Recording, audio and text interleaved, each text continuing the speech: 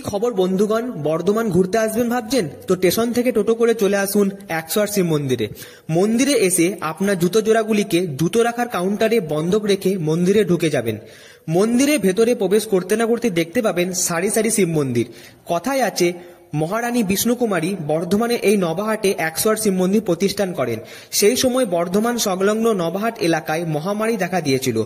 বহু মানুষের মৃত্যু হয়েছিল। স্বজনদের হারিয়ে শোকে পড়ে গিয়েছিল ওই এলাকার বাসিন্দারা।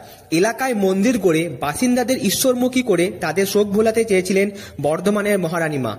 সেই ভাবনা থেকেই নবাহাটে এই 108 শিব মন্দির গড়ে তোলেন তিনি। এই মন্দির নির্মাণ শুরু হয়েছিল 1788 খ্রিস্টাব্দে, শেষ হয়েছিল 1790 খ্রিস্টাব্দে। 108 শিব মন্দির প্রতিষ্ঠার কথা লোকে মুখে প্রচারিত হলেও আসলে 109টি শিব মন্দির প্রতিষ্ঠা করেছিলেন মহারানী বিষ্ণুকুমারী।